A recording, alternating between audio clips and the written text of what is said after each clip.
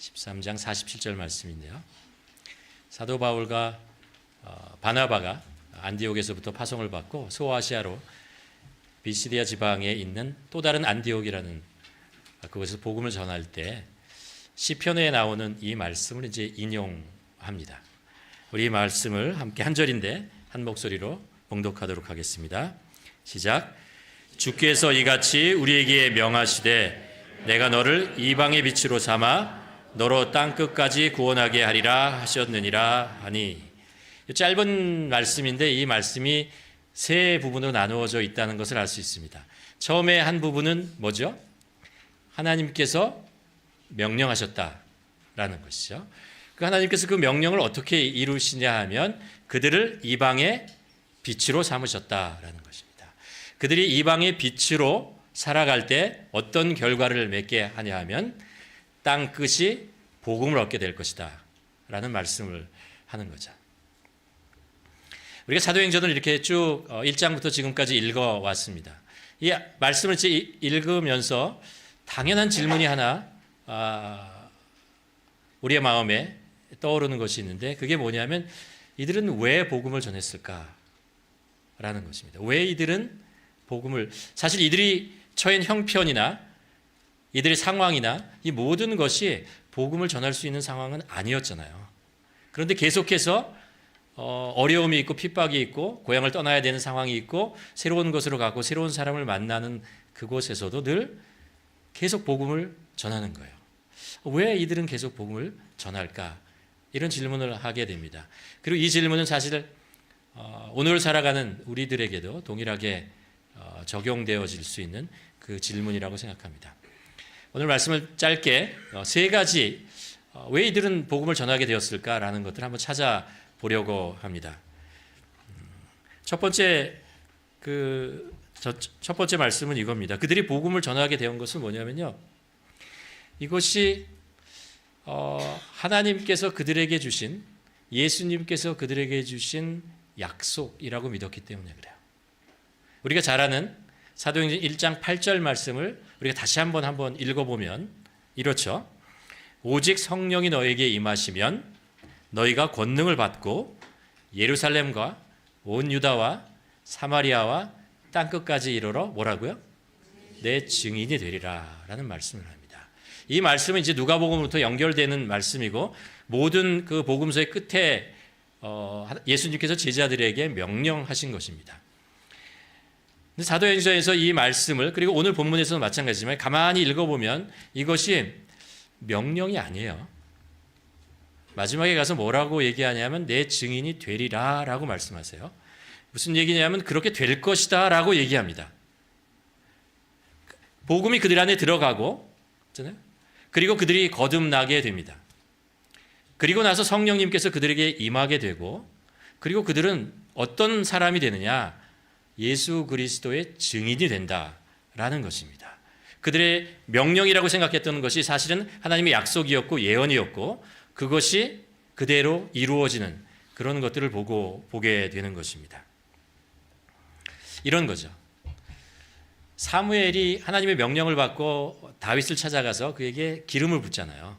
그래서 네가 이스라엘의 왕이 될 것이다 라고 축복을 합니다. 근데 사실 다윗이 이스라엘의 왕이 될 수 있는 형편이 아니었어요. 그는 목동이었고 그에게는 쟁장한 형이 7명이 있었습니다. 그리고 그 당시에 그 이스라엘은 이미 왕이 사무엘이라는 위대한 왕이 있었습니다. 그리고 그의 아들들 왕자까지도 있었습니다. 그러니 다윗이 어떻게 왕이 되겠어요? 그런데 사무엘로부터 기름을 받은 부음을 받은 후에 실제로 10여 년의 시간이 지난 후에 다윗이 30세가 되었을 때 이스라엘 왕이 돼요.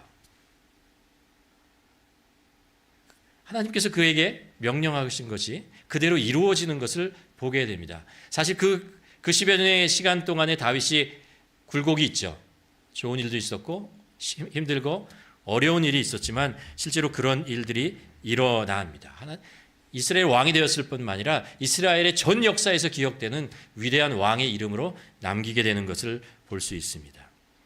예수님의 제자를 향해서 예수님께서 말씀하신 너희는 증인이 되리라, 내 증인이 되리라고 말씀하신 것을 제자들은 어떻게 받아들였냐 하면요, 아, 그 일이 일어나겠구나라고 받아들인 거예요.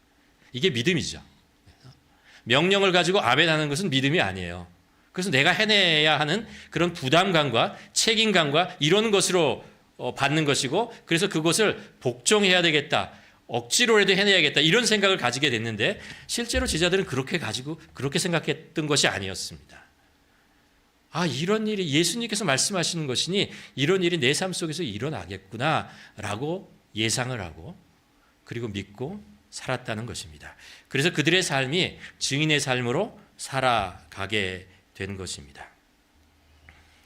그래서 그 일을 이루시기 위해서 하나님께서는 그들에게 성령을 보내주시죠. 하나님의 능력을, 다윗도 그렇고 제자들도 그렇고 다 그 일을 이룰 만한 능력과 상황이 되지 않기 때문에 성령님을 그들에게 보내셔서 성령님의 능력을 의지해서 그 일들이 이루어지는 것을 경험하게 되는 거죠. 여기서 이제 오해하지 말아야 되는 게, 성령이 임해서 그들이 갑자기 연약했던 다윗이 갑자기 능력을 얻어서 슈퍼맨이 되었다, 이런 뜻은 아니에요. 성령이 임하셔서, 있잖아요, 임마누엘로 임하셔서 성령의 능력이 그의 삶 속에 나타났다라는 거예요. 우리가 복음을 가지고 아니면 그리스도인으로 살아가고 순종하고 갈 때 성령의 능력, 하나님의 능력이 우리 삶 속에 나타나는 것을 경험하게 되는 거예요. 그러니까 마치 내가 지금 말하고 있고 내가 살아가고 있는데 가만 보면 내가 하는 것이 아니고 나는 약간 옆에서 그것을 이렇게 관찰하고 목격하는 사람이고, 무엇인가 하나님의 능력이 그 일들을 이루어가는 것을 목격하게 되는 것이죠. 아마 전도폭발에 참여해서 복음을 전하던 사람들도 이 똑같은 현상들을 경험하게 되었을 것입니다. 아, 이 일이 그냥 이루어지는구나 라는 것을 알게 되는 것이죠. 그래서 제자들이 복음을 전하는 자가 되게 된 것입니다. 두 번째로, 그들은 왜 복음을 전했는가라는 것을 하면 아주 쉬운 답이죠. 복음을 통해서 생명을 얻었고, 복음을 얻어서 생명을 얻었을 때, 복음을 통해서 생명을 얻었을 때 그들 안에 기쁨과 평안과 자유함이 있었기 때문에 그래요. 그것을 그들이 실제로 그들의 삶 속에서 일어나는 것을 경험했기 때문에 그들은 복음의 전도자가 되었다라는 것이죠. 복음은 우리 인생의 허무함을 씻어내는 그런 생명의 능력이 있습니다. 야고보서 4장에서 인생에 대해서 이렇게 얘기를 합니다. 내일 일을 너희가 알지 못하는도다. 너희 생명이 무엇이냐? 너희는 잠깐 보이다가 없어지는 뭐라고요? 안개니라. 근데 이게 재밌는 게, 이게 성경에만 있는 말이 아니잖아요. 우리 대중가요 어디선가도 나오 기시감이 있지 않습니까? 많은 사람들이 인생을 살아가면서 이 안개라는 이야기를 하고 그것이 인생이라는 그런 생각을 하게 되죠. 왜 인생을 안개라고 생각할까라고 보면, 안개가 이렇게 눈앞에 있는데 어느 날 쑥 사라져 가잖아요. 인생이라고 하는 것이 그렇잖아요. 안개처럼 우리 앞에 자욱하게 끼어 있는 것 같은데, 인생이 있잖아요. 그래서 보이는 것 같은데 어느 날 사라집니다. 어느 날 없어져요. 우리의 삶이라고 하는 시간이라는 것이 살아가면서 점점 짧아지기 시작하더니 점점 사라져간다는 것을 느끼게 됩니다. 우리가 무엇을 얻고 가지고 있다라고 생각했던 우리의 건강, 관계, 모든 것이 나에게 있는 것 같은데 그것이 세월이 가면서 쑥 없어져가는 것을 경험하게 되죠. 또 하나, 안개라고 하는 것은 그렇잖아요. 보이는데, 있는데 잡으면 손을 펴보면 없어요. 아무것도 없는 거예요. 인생이라는 것도 가만 보면 무엇인가를 잡으러 달려가 딱 잡았다고 생각했는데 조금 있다 보면 손을 펴보면 잡히지 않은 거죠. 그렇다는 것입니다. 그런데 복음이라고 하는 것은 우리들에게 손을 이렇게 뻗어서 무엇인가를 이렇게 잡으려고 하는 것이 아니고요. 안개와 같은 우리 인생 속에 예수 그리스도께서 우리에게 찾아오시는 것입니다. 그리고 우리 안에 함께 계시는 거죠. 또 우리가 손을 뻗어가지고 무엇을 소유하려고 발버둥 치는 것이 아니고, 복음이라고 하는 것은 우리가 하나님의 소유된 자로 만들어갑니다. 내가 무엇을 소유해서 내가 즐거운 것이 아니고 내가 하나님의 소유된 자가 된 것을 기뻐하게 되는 것이죠. 이게 복음이라는 것을 우리를 그렇게 변화시켜 줍니다. 예수님께서 이런 말씀을 하셨죠. 사람이 온 세상을 얻고도 자기 생명을 잃으면 무슨 유익이 있겠느냐. 사람이 자기 생명을 무엇과 바꿀 수 있겠느냐. 예수님께서 말씀하고 싶었던 이 생명은 예수님이 복음을 통해서 주시고 싶었던 영원한 생명이에요. 안개처럼 잠시 있다 사라지는 생명이 아니고 영원한 생명을 주시고 싶었던 것이죠. 그래서 제자들은 예수 그리스도를 통해서 이 영원한 생명을 그들이 얻게 되었고 그 생명 속에 살아가는 기쁨과 감사와 자유함을 그들이 누렸던 것이죠. 그리고 그 속에 우리의 주인 되신 그 주님이 우리의 삶을 인도하시고 보호하시고 이끌어간다는 것을 알았습니다. 그것을 그들이 경험했기 때문에 주위에 있는 사람들에게 그것을 전하고 싶었던 거죠. 자기가 느끼지 못하고 자기가 경험하지 못한 것을 어떻게 다른 사람에게 확신을 가지고 전할 수 있겠습니까? 샬롬이라는 말이 있죠. 평화라는 말입니다. 근데 이 평화라고 하는 말이 예수님과의 깨어졌던 관계가 회복하면서 우리가 누리게 되는 그런 평화죠. 하나님과의 평안입니다. 우리 인생은 그렇습니다. 하나님과의 평안이 왔을 때, 하나님과의 관계가 다시 회복되고 하나님의 평안이 우리에 왔을 때 우리는 주위에 있는 사람들하고 평안할 수 있는 거예요. 그들은 이 평안을 누리게 된 것입니다. 시편 기자는 121편에서 이렇게 얘기합니다. 내가 산을 향하여 눈을 들리라. 나의 도움이 어디서 올꼬? 그 산에서 오지 않는다는 거예요. 그 엄청나게 커 보이는 그 산에서 엄청나게 커 보이는 그 무엇인가에서 나의 도움이 올 거라고 생각했는데 그곳에서 오지 않는다는 거예요. 그리고 어디서 오냐 하면은 천지를 창조한 여호와 하나님으로부터 온다는 것입니다. 우리가 세상을 살면서 불안하고 두려운 이유가 무엇입니까? 의지할 대상이 없어서 그래요. 진정으로 의지할 만한, 내가 지친 내 몸을 이렇게 기댈 만한 그런 사람을 찾지 못해서, 그런 것을 찾지 못해서 우리의 삶이 곤고해지는 것이고 피곤해지는 것이고 불안해지는 것이고 힘들어지는 것입니다. 복음이라고 하는 것은 우리가 세상에서 경험할 수 없는, 세상에서 얻을 수 없는, 우리가 진정으로 의지할 수 있는 그 대상, 그 하나님을 만나고 의지할 수 있고 그분을 내가 나의 아버지라고 고백할 수 있도록 만드는 것이 그 복음이죠. 제자들은 사실 세상에 아무것도 의지할 것이 없었어요. 예수 그리스도께서 떠나가신 후에 그들의 삶 속에 그들을 지탱해 날 아무것도 없었습니다. 그러나 알았어요. 예수님은 그들 안에 있고 그들 안에 영으로 임하시고 그리고 의지할 수 있는 대상이 바로 그들의 예수 그리스도가 그들 안에 있고 그들이 하나님의 소유가 되었다는 것을 알았기에 담대하게 복음을 전할 수 있던 것이죠. 세 번째로 그들이 왜 복음을 전했는가라고 생각하면요, 그들은 예수님을 전하고 싶었어요. 예수님의 증인이 되고 싶었기 때문에 그렇습니다. 예수님을 알았고 예수님의 소유된 자가 되었을 때 느끼는 평안과 기쁨과 그 생명을 알았기 때문에 그냥 전하고 싶었던 거예요. 여러분, 그들이 누가 시켜서 한 것도 아니고요, 어떤 보상을 받기 위해서 한 것도 아니고 그들에게 무슨 타이틀이나 어떤 이런 것이 있어서 복음을 전한 것이 아니었습니다. 그냥 예수 그리스도를 증거하고 싶었어요. 그 증인이 되고 싶었어요. 그냥. 그러니까 이제 우리 자신 한번 돌아보면 내가 무엇인가를 이렇게 소유하잖아요. 소유했을 때 그것을 이제 발견하게 되었을 때 그것에 대한 사람마다 두 가지 반응이 있는 것 같아요. 하나는 꽁꽁 숨겨서 나만 누리려고 하는 좋은 거, 그런 경우가 있고, 또 하나는 뭐냐면 내가 좋은 것을 얻은 것을 주위에 있는 사람하고 나누고 싶다 라는 생각이 들 때가 있어요. 예를 들어서 추운 겨울에 길을 가고 있었어요. 추고 손도 얼고 걸어가고 있는데 땅에 떨어진 10,000원짜리가 아니고 그 손난로를 딱 발견했어요. 손난로 아세요? 손이 따뜻하게 만드는 거죠. 손을 발견해서 딱 주웠어요. 그리고 손에 이렇게 딱 쥐으니까 얼마나 따뜻해요. 그래서 이게 막 따뜻해가지고 좋다라고 이제 그 추위 속에서 가고 있었는데 그 옆에 어떤 사람이 떨면서 지나가고 있어요.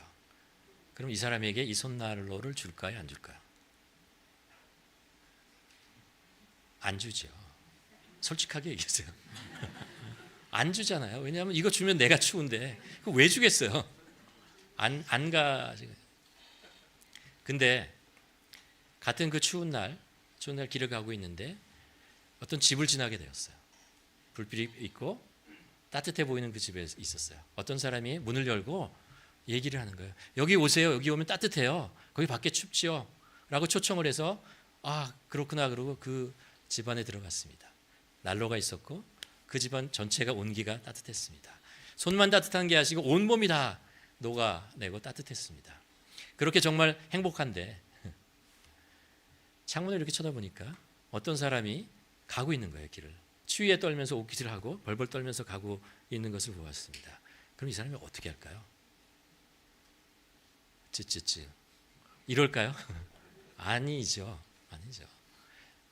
똑같이 문을 열고 나가서 일로 좀 들어오세요. 자기 집도 아닌데 들어오세요 하면서 그 따뜻한 난로가 있습니다라고 초대해서 여기 큰 방이 있습니다. 같이 여기서 따뜻함을 누립시다. 이렇게 얘기하지 않겠어요? 그렇죠? 이 차이가 뭘까요? 여러 가지가 있지만 이런 것 같아요. 소유라는 개념으로 보면 이런 것 같아요. 내가 이 좋은 것을 소유한 자다라고 생각하면 사람은 그 죄성 때문에 이걸 잘 안 나눠요. 그런데 내가 이 소중한 것에 소유된 자가 되었다라고 생각했을 때 그럴 때 우리는 그것을 다른 사람과 나누고 싶은 생각이 들죠. 당신도 여기에 같이 소속되면 이곳에 오면 따뜻함을 좋은 것을 같이 누릴 수 있습니다. 라고 얘기하는 거죠. 복음이라고 하는 것은 우리가 복음을 소유한 게 아니고 복음이 우리를 소유한 거 아니에요. 우리가 예수 그리스도를 소유하는 것이 아니고 우리가 예수 그리스도의 소유된 자가 되는 것이고 예수 그리스도가 얼마나 크고 위대하시고 놀라우신 분이라는 것을 알기 때문에 그분이 만드시는 세상과 그분이 주시는 사랑의 깊이와 넓이와 높이를 알기 때문에 사람들을 초청하는 거죠. 오세요. 여기 오면 따뜻해요. 여기 오면 사랑이 있습니다. 라고 사람들을 초대하는 것이죠. 제자들은 하나님의 사랑과 은혜가 얼마나 크다는 것을 알았기 때문에 사람들을 초대하고 싶었어요. 초대하는 자가 되고 싶었던 거죠. 그 가족들에게, 친구들에게, 땅끝에 있는 이방에 있는 사람까지도 만나는 모든 사람들에게 여기 들어오세요. 여기 따뜻합니다. 라고 말하고 싶었던 것이죠. 말씀을 정리하도록 하겠습니다. 하나님의 명령은요, 늘 하나님의 약속과 예언으로 이어집니다.